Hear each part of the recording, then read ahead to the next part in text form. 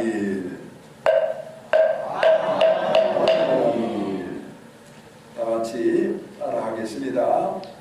무상심심미묘법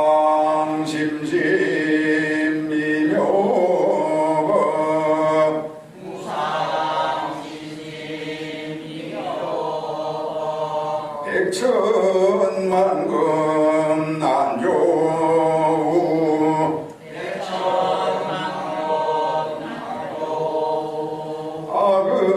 악음문견 득수지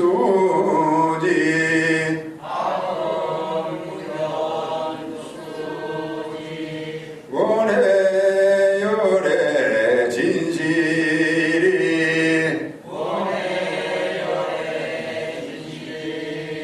마하반야 바라밀 이제 참회 의식문을 들어주세요. 설법을 듣기 전에 마음을 깨끗이 하는 참회 의식을 봉행하겠습니다. 다 같이 외웁니다. 지난 동안 지은 바 모든 악업은 무실에 당진치로 말미암아서 몸과 말과 뜻으로 지었음이라 제가 이제 그 모두를 참회합니다. 마음의 목소리로 다짐해 주세요. 살생중대 금일참회 후도중대 금일참회 사음중대 금일참회 마어중대 금일참회 기어중대 금일참회 양설중대 금일참회 오중대 금일참회 참회중대 금일참회 진해중대 금일참회 치암중대 금일참회 다같이 낭송합니다. 백것 동안 사인제 한 생각에 다해 없으리니 마른 불을 불태우듯 흔적조차 없어라. 죄성품 본래 없어 마음 따라 일어나네. 마음 없어지면 죄업 또한 사라지니 죄도 마음도 없어 두 가지 모두 공하면 이것을 이름하여 칭찬해라 한다네. 참매지는 온달라 못자 오지 산다야 삽바 온살라 못자 오지 산다야 삽바 온살라 못자 오지 산다야 삽바. 자, 이제 편안하게 자리하세요.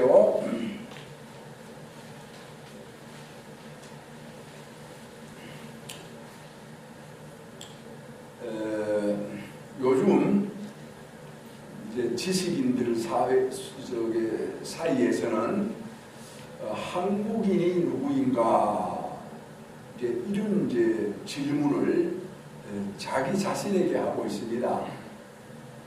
우리 모두에게 하고 있다 이런 뜻이에요. 한국인이 누구인가? 그러니까 나는 누구인가 이런 뜻입니다. 그걸 이제 학문적으로 얘기를 하자면은 뭐 오랜 시간을 이제 얘기를 해야 될 겁니다만은 오늘은 개괄적으로 우리가 쉽게 이해할 수 있는 점에서 몇 가지를 짚어보도록 하겠습니다. 그 중에서 이제 우리 한국인의 심성에 가장 영향을 많이 끼친 것이 무엇이냐? 아마 그 중에서는 불교와 유교일 것이다. 이렇게 이제 보는 거예요.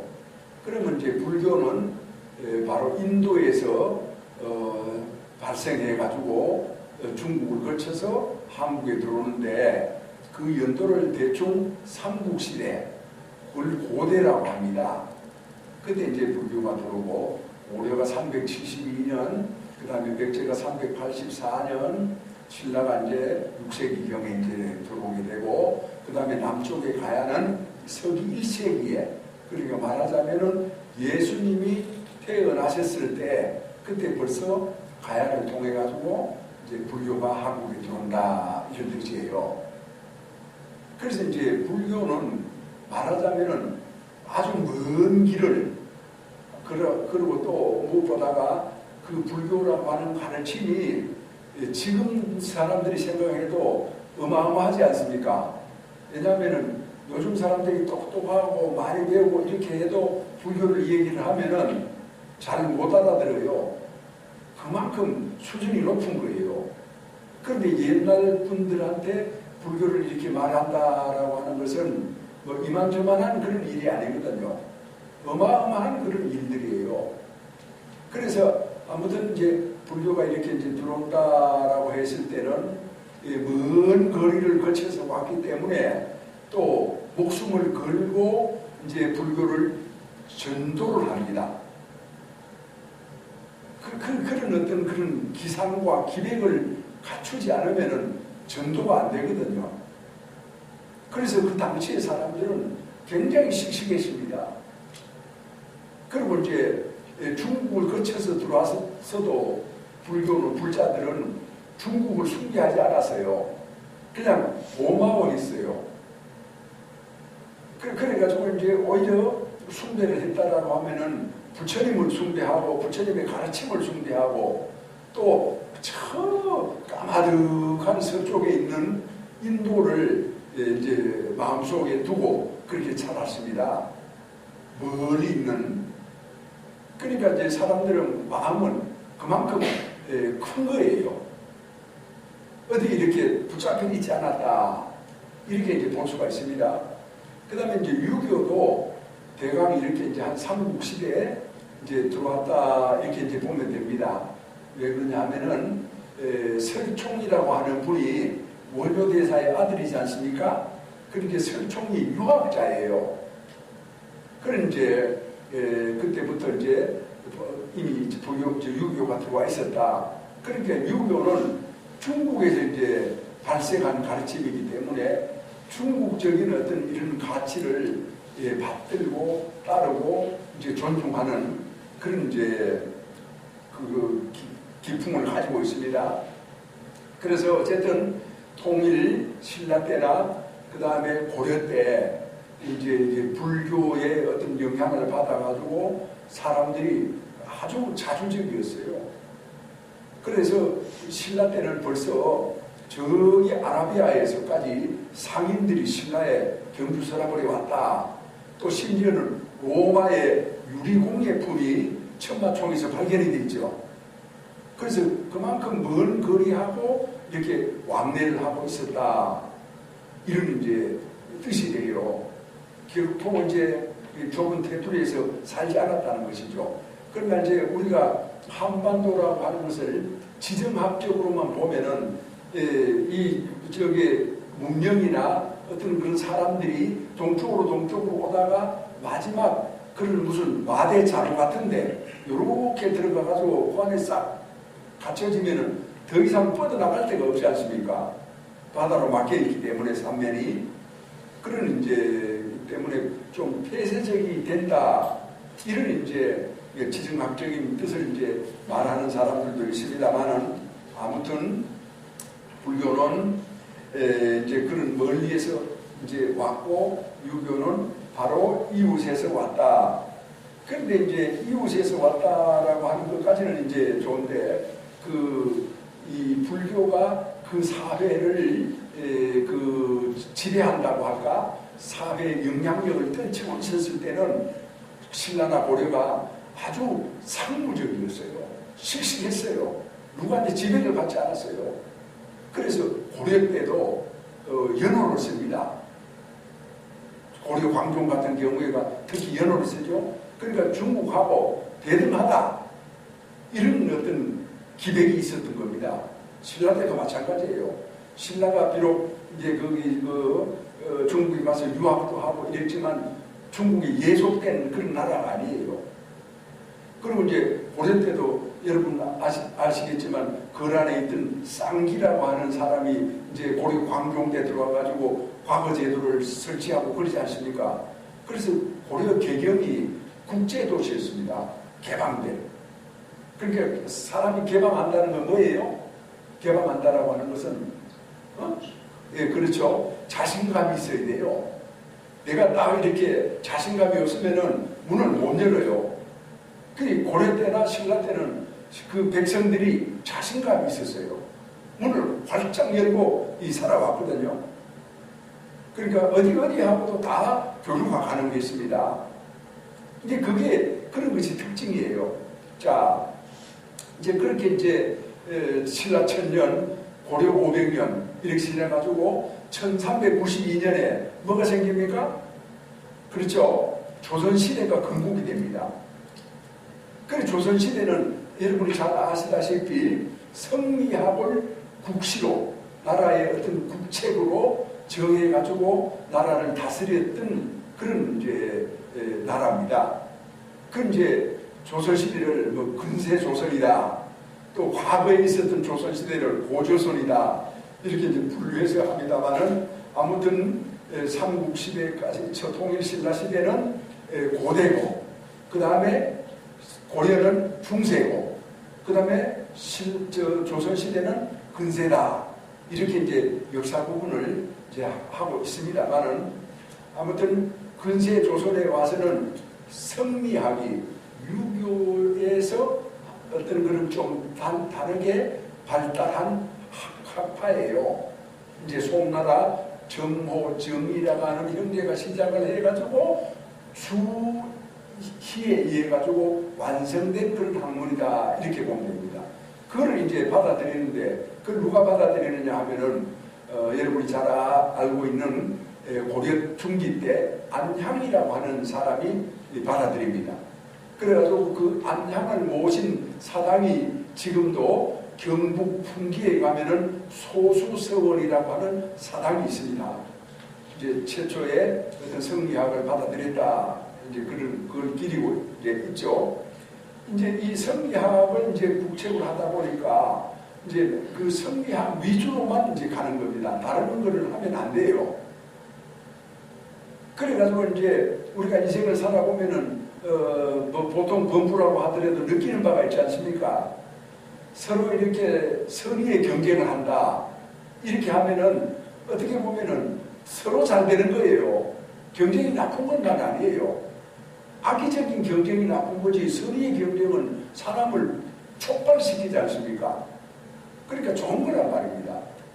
그런데 이제 유교를 하나로만 성리학 하나로만 하니까 경쟁할 상대가 없죠. 그럼 어떻게 되겠어요? 그렇죠. 자기들끼리 싸우는 겁니다. 계속해서 이제 자기들끼리 싸워요. 그래서 저는 가끔 역사는 되돌이킬 수 없는 것이지만 오늘의 어떤 그런 관점에서 희망을 가져보는 것이죠.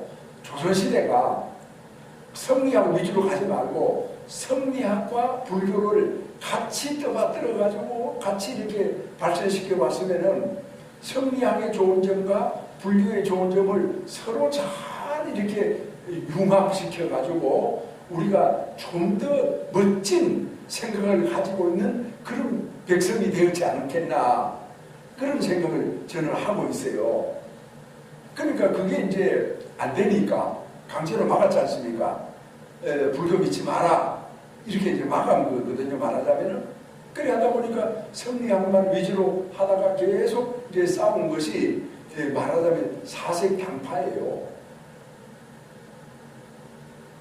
그래서 이게 어떤 면에서는 건전한 이웃이 있어야 건전한 야당이 있어야 건전한 여당이 있다고 하는 말을 들었죠. 그래 건전한 이웃이 있어야 또 건전한 또 이웃이 이제 생기는 거거든요. 그게 필요해요. 그래서 그래서 오늘날 이제 예를 든다면은 대한민국 시대에는 개신교도 있고 가톨릭도 있고 불교도 있고 이렇게 하니까 이제 그것이 서로 이제 경쟁을 하는 거예요. 그래서 이제 가톨릭이나 개신교에서는 불교에 무슨 좋은 점이 있나 없나 하고 이렇게 살펴봅니다. 그래서 좋은 점이 있으면은 자기가 배웁니다.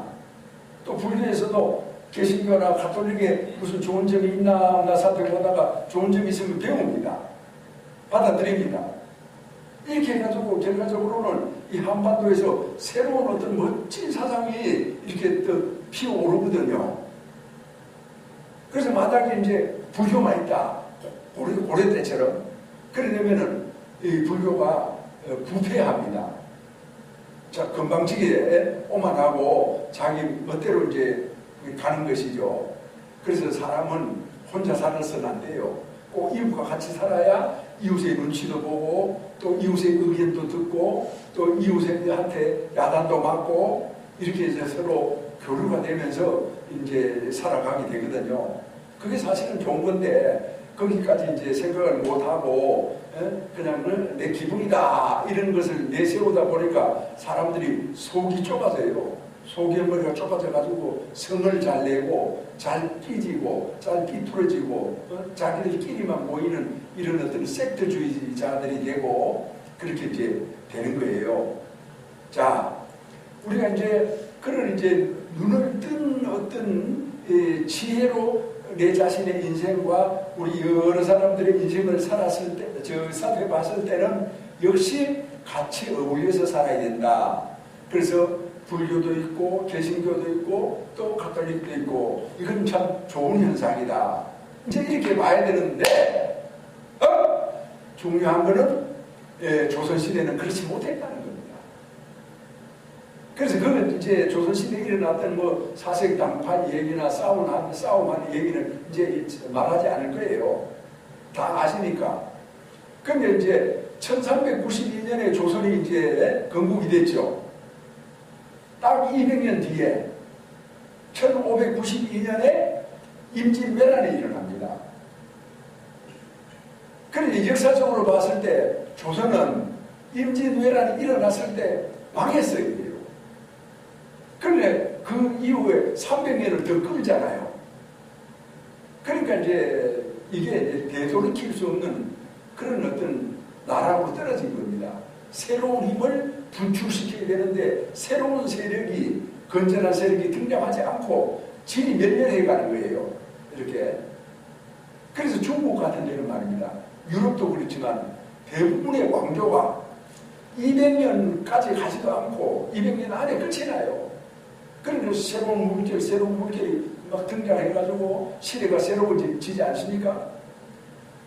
그런데 우리 이제 한반도의 왕조들은 한 번 시작하면 500년, 길면 1000년, 이렇게 이제 내려가니까, 뭐 참, 다른 대학은 비교할 수 없는 그런 이제 부분이 되는데, 아무튼 1592년에 임진왜란이 났을 때 왕조가 바뀌거나 새로운 어떤 일대 변화가 일어났다라고 하면은, 오늘의 우리가 많이 달라져 있을 겁니다. 그러나 이제 그거를 바뀌지 못하고 그대로 이렇게 하니까 말하자면은 몸은 늙어가잖아요. 늙어가는 몸이 덜 늙으려고 또는 안 죽으려고 자꾸만 그 몸뚱이 병들어가는 몸뚱이 늙어가는 몸뚱이를 이렇게 어떻게 뭐 해보려고 하니까 그게 안 되지 않습니까? 백약이 무효예요. 되질 않아. 그래서 영조나 정조가 등장해가지고 새로운 어떤 개혁을 하고 무슨 뭐 진경시대다 해가지고 문화가 찬란한 시대다 이렇게 말을 하고 있지만 이미 이제 병들어버린 겁니다. 왕조가 병들었어요. 그러니까 제가 조금 전에 말씀드렸다시피 늙은 몸뚱이를 자꾸 이렇게 되살리려고 그렇게 온갖 애를 써봤자 아니 생각해 보세요. 늙어가는 사람이 잠깐 병의 고통을 멈출 수는 있어도 되살아납니까? 되살아날 수가 없어요. 그러니까 그냥 늙어가지고 그 수명이 다할 때까지 지지부지하게 그렇게 이제 끌고 가는 거예요. 그 다음에 정조까지 그렇게 살았어요. 정조 다음에가 누굽니까? 순조 아닙니까? 순조 다음에가 누굽니까? 헌종이죠. 헌종 다음에가 누굽니까? 철종이죠. 철종 다음에가 고종이죠. 그 고종 다음에가 이제 순종으로서 이렇게 이제 끝이 나는 거예요. 그러니까 이제 고종이 언제 이제 왕이 되느냐 하면 1863년에 왕이 돼요. 그래서 저는 이제 그런 이제 과정을 쭉 보면서 만약에 그때 1863년에 철종이 죽고 난 뒤에 고종이 왕이 되는데 그 왕이 만약에 어린 고종이 되지 않고 좀 뭐라고 할까 제대로 된 왕이 등장을 해가지고 포부를 가지고 그때 벌써 이제 서쪽의 서양 세력들은 동쪽으로 왔거든요. 중국도 청나라에도 오고 일본에도 오고 해가지고 막 개혁 개방을 막 열심히 할 때입니다. 그런데 이제 한국 우리 이제 조선은 문을 닫아 걸고 세국 정책을 하고 그냥 우리끼리만 산다 이렇게 이제 한 거예요. 그런데 이제 세상은 혼자 사는 시대가 아닌데 여럿이 살아가야 되는데 우리끼리 산다라고 해가지고 그 누가 먹어줘요? 러시아, 청국, 그 다음에 이제 일본, 그 호시탐탐 어떻게 먹을까? 이렇게 이제 노리고 있는데 그냥 그걸 가만히 둬요. 아무튼 그렇게 해가지고 이제 1897년에 고종이 대한제국을 선포를 하고 이렇게 이제 합니다만은 1905년에 을사늑약이 생기고 1910년에 한일 합방이 이제 이루어져서 조선은 문을 닫고 맙니다. 이제 그래 했을 때 고종은 주로 뭐를 하냐? 어떻게 하면 왕조를 멸망하지 않고 이어나갈 수 있을까? 백성들이 고통에 빠져있다라고 하는 그런 생각을 하지 않고 그냥 주로 그런 생각만 해요. 그런 생각을 하니까 어떤 그런 획기적인 조처를 하지 못하고 이렇게도 해보고 저렇게도 해보고 그냥 이렇게도 해보고 그 테두리를 벗어나지 못하고 맴도는 거예요. 계획을 하려고 하면은 제대로 된 계획을 해야 되는데 자기 것 챙겨놓고 나머지 이렇게 이제 뭐를 어떻게 해봐야 되겠다라고 하니까 그게 잘 안 되거든요. 획기적인 어떤 변화를 불러올 수가 없어요. 그 끝은 결과적으로 이제 나라를 망하는 한일 합방이 이제 이루어지지 않습니까? 이루어지는데 그때 이제 한일 합방이 이루어지니까 유교가 가지고 있었던 어떤 그런 정신이 무엇으로 나타나느냐 하면은 위정척사라고 하는 것으로서 나타나요. 위정척사. 그러니까 이제 삿된 것은 물리치고 이제 그 올바른 거, 성리하기 올바르고 조선 왕조가 올바르다 이런 거 아니겠어요? 그런 것을 이제 받든다라고 해가지고 그런 운동이 일어나는데 그 운동의 뿌리는 조선시대 500년 동안 지탱해왔던 성리학을 통해가지고 선비들은 뭐를 가지고 있느냐? 이 한반도는 소중하다, 소중화. 이런 생각을 가지고 있고, 그걸 이제 모화사상이라고 합니다. 모화사상. 모화. 중국을 그리워하는 이런 생각. 그래가지고 그런 어떤 대표적인 것이 임진왜란이 일어나고 광해군이 등장을 해가지고 이제 새로 일어나는 청나라 세력하고 손을 잡으려고 하거든요. 그걸 이제 유교가 그러니까 성리학 선비들이 용납을 하지 않아요. 그래서 나타난 것이 인조 반정이에요. 정치적인 어떤 쿠데타가 일어나 버린 거예요. 그러니까 모화사상이라고 하는 것이 더 강력해지지 않습니까? 그래서 이제 인조의 아들이 누구? 효종이죠. 효종이 이제 북불론을 이제 불러일으키는 겁니다. 그 효종이 이제 갑자기 죽어가지고 그걸 못하고 말지만, 그러니까 북불론을 일으킨다 하더라도 그것이 실현 불가능한 어떤 그런 망상적인 잘못된 정책에 지나지 않았어요. 그런 어떤 모화사상, 어떤 소중화라고 하는 개념, 우리는 중국의 속국으로서 열심히 충성을 다하고 살아가야 된다라고 하는 이런 생각들이 위정척사라고 해서 이어져 가지고 그 사람들이 주로 뭘 하느냐 하면은 조선 왕조가 망했을 때 독립군이 돼요. 독립운동을 하는 거예요. 그 사람들이, 유생들이. 그래가지고 이제 그 독립군들이 이제 독립운동을 하면서 뭐가 제일 우선이었겠습니까? 민족이 제일 우선이에요. 우리 민족. 우리 민족이 누구냐? 소중하다라고 하는 거죠. 그러니까 모화 사상을 이어받은 이제 참 중화를 본받는 그런 이제 백성들이다, 이런 이제 뜻을 거기서 지니고 있어요. 그것이 이제 일제 항쟁기 36년 동안 이루어진 어떤 그런 이제 세력들이었습니다. 주된 세력이에요. 근데 그때 일제 36년 동안에 이제 일어난 세력 중에서 또 하나의 어떤 세력이 이렇게 형성되고 있었는데, 그것이 이제 해양 세력이에요. 누구냐 하면은 바로 이승만을 중심으로 한 어떤 그런 서구 뿌리를 둔 이제 세력들이거든요. 그래서 이제 이 저 두 가지 세력이 있었는데, 이승만을 중심으로 한 그런 세력은 아주 약했어요. 근데 단지 이승만이라고 하는 그런 어떤 그런 우리 민족의 천재가 미국으로 가가지고 그 당시에 하버드, 그 다음에 무슨 뭐 프린스턴 대학 이런 데서 석사, 박사 학위를 다 받고, 심지어는 이제 논문을 써가지고 일본이 그 진주만을 공습할 거다라고 하는 것을 책자로 내기도 합니다. 그리고 이제 실제로 상해 임시정부, 그러니까 1919년 4월 11일 날 상해 임시정부가 등장을 하거든요. 그 임시정부의 대통령으로서 이제 외교 활동을 하는데 이제 러시아까지 가거든요.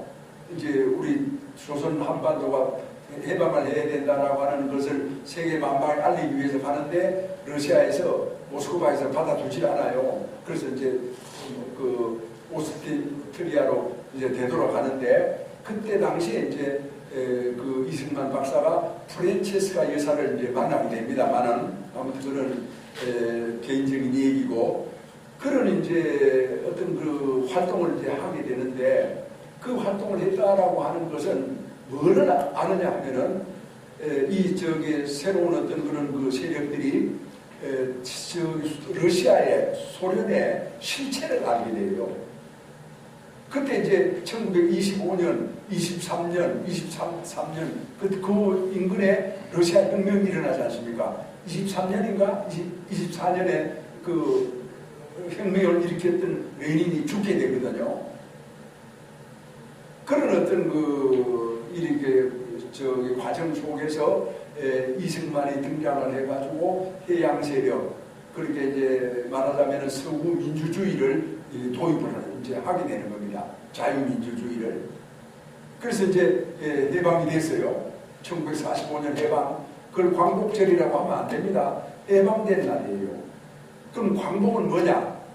광복은 남의 압제로부터 벗어났지만, 그 벗어난 것뿐만이 아니라 어떤 그런 자기의 종과 국가가 있어야 되는 겁니다.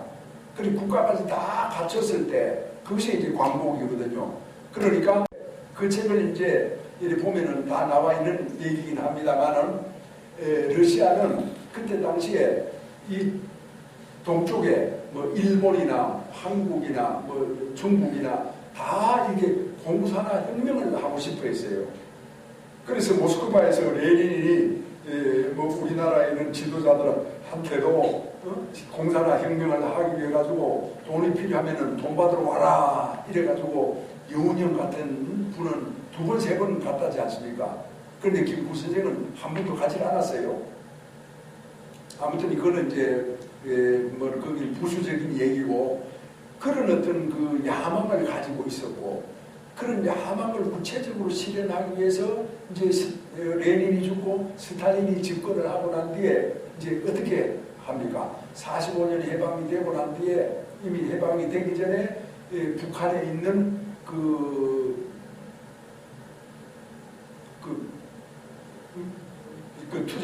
투쟁하던 전 김일성이를 불러가지고 소련의 육군 그 대위로 계급상을 달아주지 않습니까?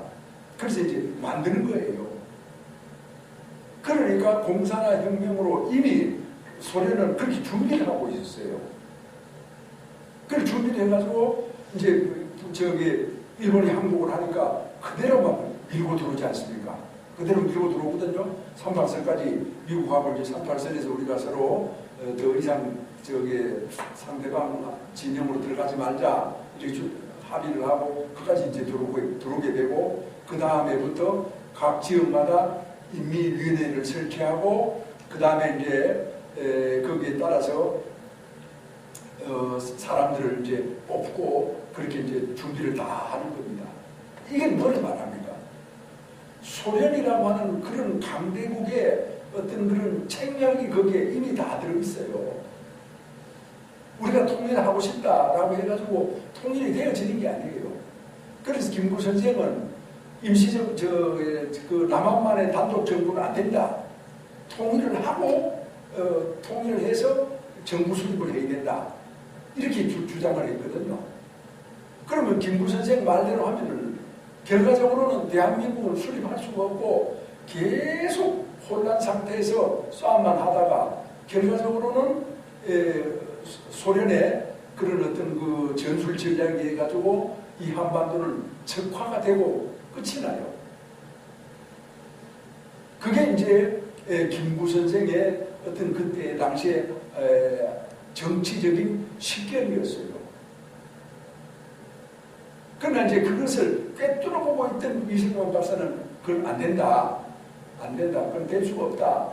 이미 소련의 저 강대국이 저렇게 나오는데 우리가 무슨 힘으로 저 강대국의 책략을 막아낼 수가 있겠느냐. 그렇잖아요. 눈에 보잖아요. 그 김일성이 와가지고 이 북쪽을 다 장악을 했잖아요.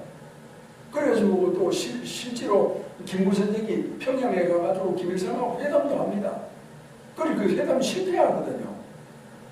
그래 놓고도 그 당시의 정치적인 지도자들이 그를 정신을 못 차려요.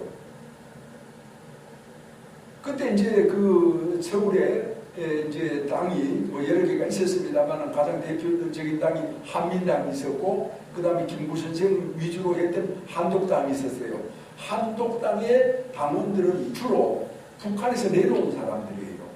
북한에서 땅을 빼앗기고 지주라고 해가지고 핍박을 받고 이래 했던 사람들이 남쪽으로 내려와가지고 한독 당원이 되는데 그런데 이제 그 김일성이 흉악한 어떤 흉계를 알아차리지 못하고 김구 선생이 자꾸만 민족 이렇게 이제 내세우니까 한독당 당원들이 아주 절망을 합니다.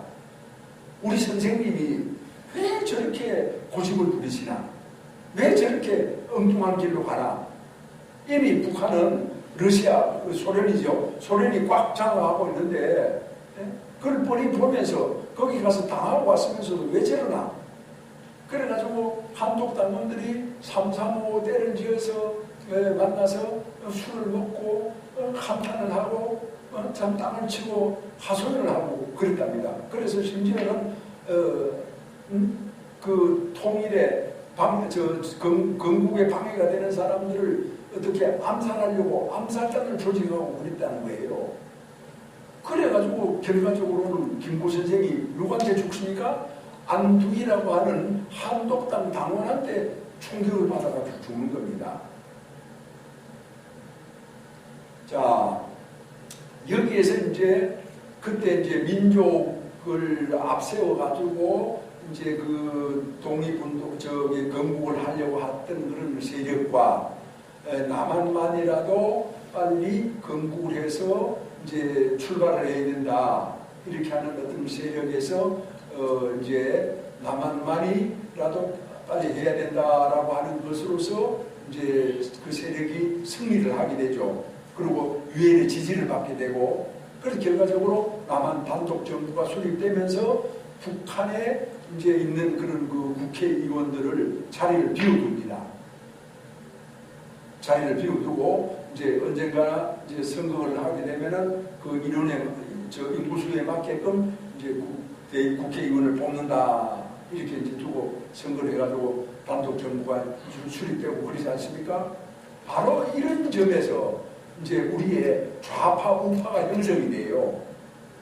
그러니까 이제 위정척사를 중심으로 하는 어떤 그런 일단의 세력들, 유교 성리학을 가지고 있는 뿌리 깊은 어떤 그런 세력들이 쭉 이루어져 내려오는데 그것이 오늘날 진보 좌파의 뿌리가 됐어요. 그 다음에 이제 우리 이제 그 보수 우파라고 할까요? 보수 우파들은 이제 멀리는 삼국시대 어떤 그런 불교 또 통일신라 그 다음에 고려를 이렇게 거쳐서 오는 어떤 국제적인 마인드를 가지고 있습니다. 어떤 자신감을 가지고 개혁 개방 쪽으로 멀리 뻗어나갈 수 있는 그런 에너지와 역량을 가지고 있는 그런 이제 입장을 취했거든요. 그런 이제 사람들은 이제 저기 조선이 망하고 난 뒤에 독립운동을 할 때도 이제 외국으로 뻗어간 거예요. 해양 세력들하고 이제 손을 잡기 시작을 한 거예요. 그래서 이제 마침내 이제 대한민국 건국에 이르기까지 그 힘을 미친 어떤 그런 것이 지금 현재 뭐 보수 우파다라고 하는 이런 이제 측면이다 말입니다. 자, 우리가 여기에서 잘 생각해 봐야 될 것은 이런 것에 대한 어떤 사고력을 갖고 있지 않고 무턱대고 우리 민족이다 이런 어떤 참 한심한 생각에 머물러 있으면 안 돼요. 자, 간단하게 몇 마디만 하겠어요. 같은 형제들 있죠. 형제들하고 잘 지내는 집안도 있지만 잘못 지내는 집안은 어떻게 됩니까? 원수 아닙니까? 원수. 멀리 있는 사람이 원수가 아니고 형제간의 원수예요. 서로 부모님으로부터 물려받은 재산을 많이 차지하려고 욕심을 낸다고 하니까. 그리고 동생이 이제 잘못했어요. 그리고 동생이 잘못했으면은 잘못했다라고 하는 걸 시인을 하고 형한테 참회를 하고 사과를 하고 그 다음에 이제 다짐을 하고 그래야 이제 형이 도와줄 수 있지 않겠어요? 그런데 그렇지 않고 형한테 와서 행패를 부리고 땡깡을 놓고 형을 아기들 우습게 알고 그렇게 하면은 싸움박질을 하고 그렇게 하면은 형이 그걸 어떻게 하겠습니까? 그래가지고 국가는 민족이 우선이 아니에요. 정신이 우선이에요. 이념이 우선이에요. 자, 그래 됐을 때 이제 우리가 여기에서 중국하고 북한하고 러시아하고는 같이 살기가 어렵고 우리를 괴롭힌 일본하고 미국하고 같이 살기가 더 쉽다라고 하는 것은 뭘 의미합니까? 그거는 이제 삶의 방식을 의미해요. 중국과 북한과 러시아는 공산주의를 바탕으로 한 독재예요. 일당 독재. 근데 일당 독재라고 하는 것이 일당 독재로 끝나지 않죠? 항상 1인 독재로 가고 있어요. 러시아가 그랬잖아요. 소련이 그랬잖아요. 레닌에서 스탈린으로, 브루시초프로, 브리즈네프로 그랬죠? 중국도 마찬가지죠. 모택동에서 그 다음에 이제 등소평을 건너왔지만 지금 시진핑이 자기 1인 독재로 가고 있지 않습니까? 일당 독재에서.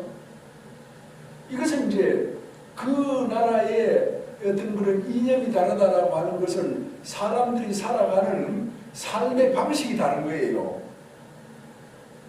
내 같은 사람을, 여기 있는 우리 같은 사람을 일당 독재나 1인 독재 체제 속에 집어넣으면은 못 살아요. 살 수가 없어요. 그럼 우리는 이제 그동안 일본과 미국과 이렇게 이제 같이 어우러져서 자유민주주의와 시장경제라고 하는 두 가지 수레바퀴를 통해 가지고 이제 살아왔단 말이에요. 자유민주주의는 뭡니까? 뭐 어디 가고 싶으면 가고 또 놀고 싶으면 놀고 일을 좀 덜 하고 싶으면 덜 하고 이렇게 할 수 있는 거예요. 남에게 피해만 안 주면은. 시장경제는 뭡니까?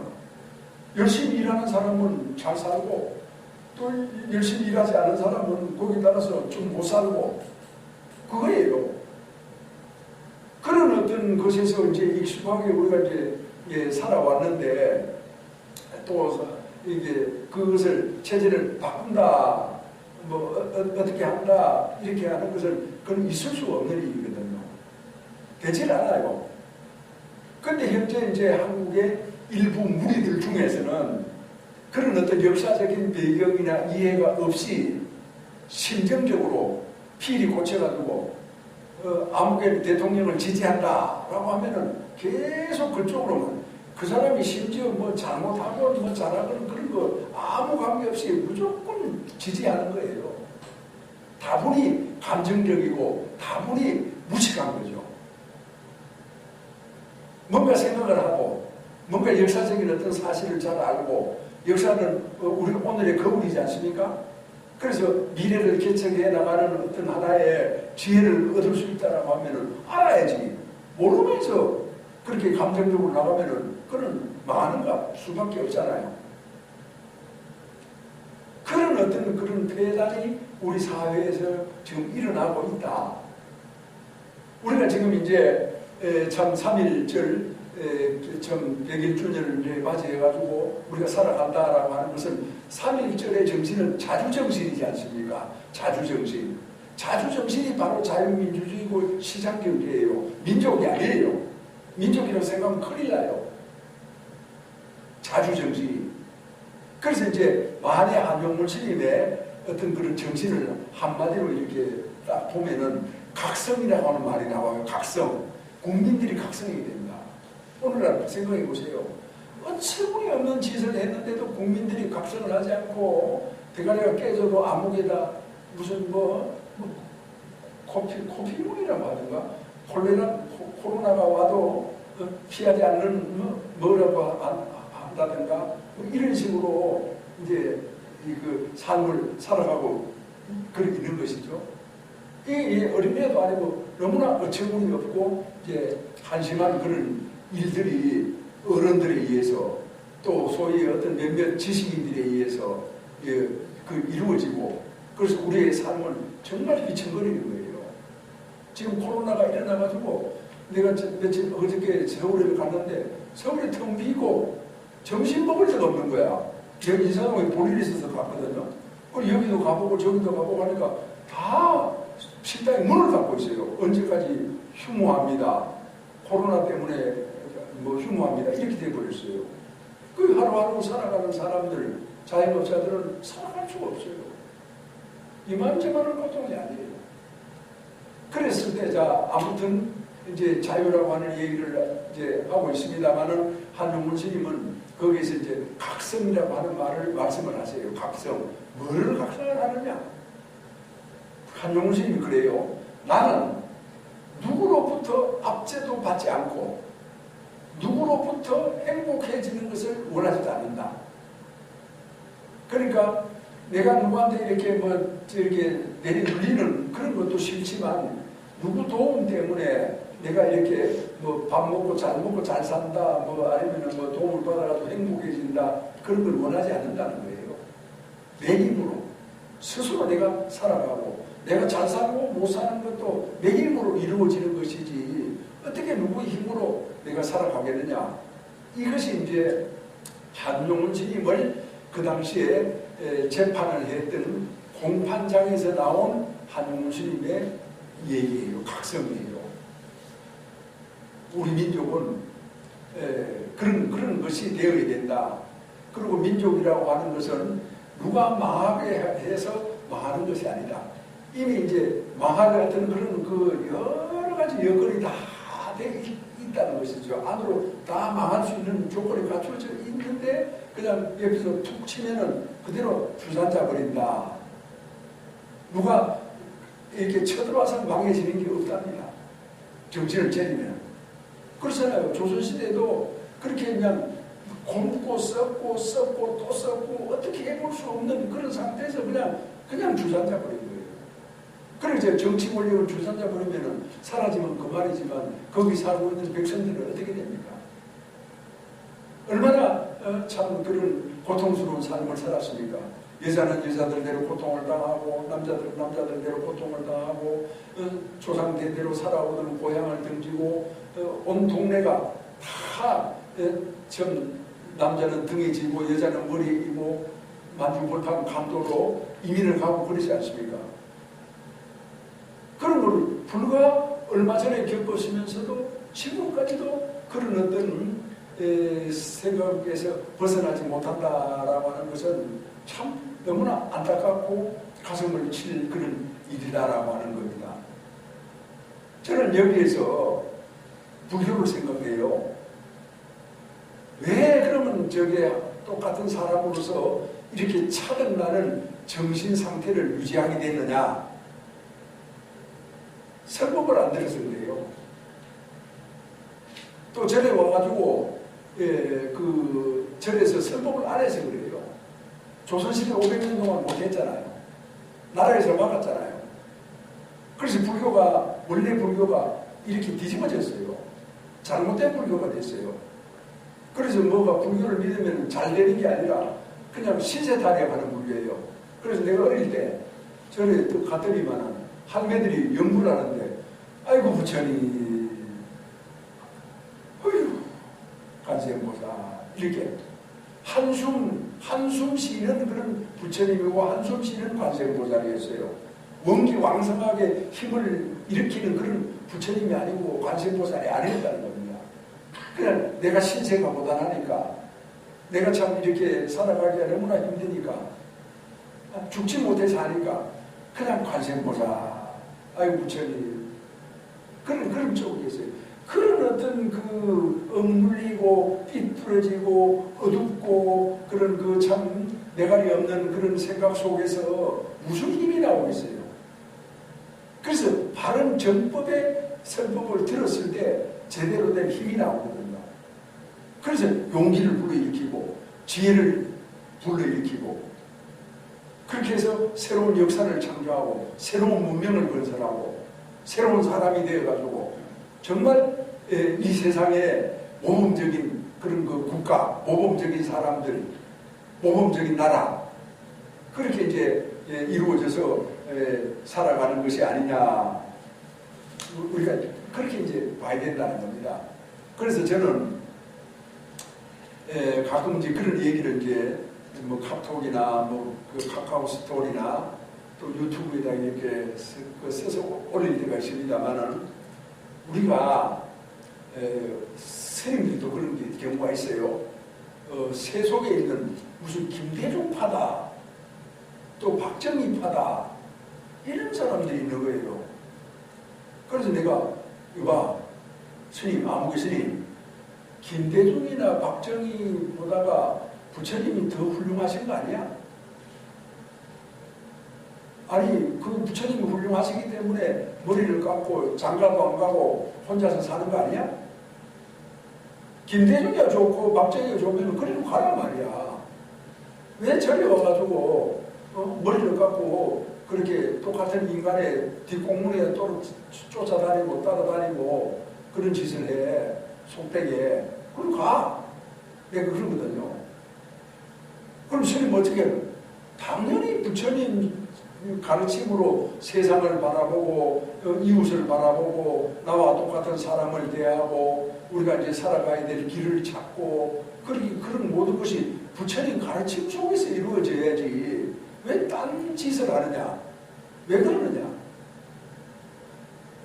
그래 이제 제가 이제 지금 이제 문재인 정권 시절에 지금 살고 있잖아요. 그러면 문재인이 하는 걸 보고 잘못한다라고 하면 문재인을 욕하게 돼 있어요. 비난하고. 그러면 저 보수다 이런 거야. 또 내가 이제 박근혜나 뭐 이명박 이제 있을 때 또 요걸 이렇게 비난하고 이래 하면은 뭐 좌파다 나보고 그러는 거야. 나는 좌파도 아니고 보수도 아니다. 나는 뭐냐? 부처님파다. 나는 뭐냐? 대한민국파다. 나는 뭐냐? 인류 공영의 파다. 아니 파가 되려고 하면 그런 파가 돼야지. 왜 똑같이 나와 똑같은 뭐 김대중이니 박정희니 그런 파가 됩니까? 파가 되면은 거기 여기 또마이 노릇이나 하고 살지 말라고 머리를 감고 저리 와서 살겠어요. 안 그렇습니까? 자 그렇게 하기 위해서는 우리는 법을 들어야 돼요. 그래서 그 법을 가지고 세상을 바라봐야 돼요. 그러면 문재인이도 저게 비난할 수가 있고 또 박근혜도 비난할 수가 있고 잘못하면 비난하고 잘하면 어떻게 합니까? 칭찬하고 당연하죠. 이렇게 해가지고 이 나라를 건강하고 청정하고 복되게 갖고 나가야지. 이 자기 어떤 그런 무슨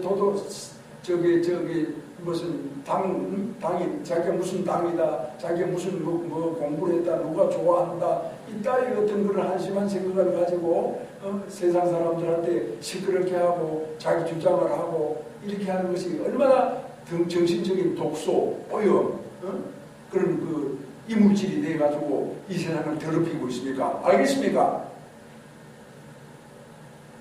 그래서 정신의 어떤 그런 각성, 그게 만해 스님이 말하는 나는 압제도 받지 않는다. 그렇다고 그 사람의 도움으로 행복해지기를 바라지 않는다. 나는 내 힘으로 살아갈 수 있는 것이 내가 이 세상에 태어난 목적이다. 내 존재의 가치다. 그게 누구예요? 스님 아닙니까? 만해 스님. 그런 그 각성된 인간이 나라의 주인이 되어야 된다. 그래서 지금 현재 이제 우리나라가 이렇게 돌아가고 있는 것을 이렇게 바라보면은 참 그런 부분에서 너무나 미흡하고 또 불자의 한 사람으로서 그동안 500년 동안 설법을 못하고 이렇게 지내온 그런 과거가 너무나 엄청난 거예요. 그 책임이 너무나 큰 거예요. 그래서 한 명을 앉혀놓고라도 나는 설법을 하자. 원래 이 절이라고 하는 것은 설법하는 공간이었다. 그래서 사람들을 올바르게 살아갈 수 있도록 내가 이끌어주자. 오는 사람들에게 도움을 주자. 부처님 가르침으로 이 세상이 정말 자유롭고 평화롭고 또 법대로 열심히 사는 사람은 열심히 산 만큼의 보답을 받고 게으른 사람은 게으른 사람답게 살아갈 수 있는 그런 어떤 공정한 세상을 만들자. 그게 업이에요. 업사상. 열심히 산 사람은 잘 살아야 되잖아요. 자, 이런 어떤 평범한 어떤 우리가 이제 생각을 가지고 또 우리가 배우든 못 배웠던 그런 걸 다 떠나서 부처님 법을 들으면은 지혜가 생겨요. 배우는 것은 지식밖에 안 돼요. 그게 지혜가 생기면 지식이라고 하는 것은 풀 끝에 이슬이에요. 아무런 어떤 그런 그 힘이 없어요. 지혜 앞에서는. 그래서 우리는 전부 다 지혜자가 되어야 되거든요. 그래가지고 내 삶을 책임지고 우리 국가를 책임지고 정말 세계 평화를 책임지고 서로 싸우지 말고 우리가 서로 화목해서 살아갈 수 있는 그런 이 지구를 만들어가고 인류 문명을 건설해 나가고 서로 협력해가지고 어려운 사람을 이끌어주고 돕고 하는 그런 박애정신을 우리가 가지고 이 세상을 살아가야 되지 않느냐. 그리고 오늘의 내가 있기까지 조상들에게 감사하고 정말 보답할 수 있는, 그래서 어머니 아버지가 돌아가시면은 열심히 부처님 앞에서 기도하고 좋은 세상에 다시 태어날 수 있도록 저게 도와드리고 안내해드리고 그렇게 표심을 마지막까지 발휘할 수 있는 그런 어떤 그 삶이 되어야 된다. 그것이 이제 삼일절 정신이에요. 삼일절 정신이 뭐냐? 각성. 각성이라고 하는 것은 자기 책임하에서 자기 어떤 자유로운 정신 속에서 자기 삶을 책임 있게 살아간다. 이런 뜻이 이제 되겠습니다. 울려서 법계를 진동하여 추리살이 밝아지고 잠잠해서 겁전 봄소식이 급후에 찬란해라 일찍이 형상으로 모령상을 떨쳤으니 도솔살이 담당하여 그의 소리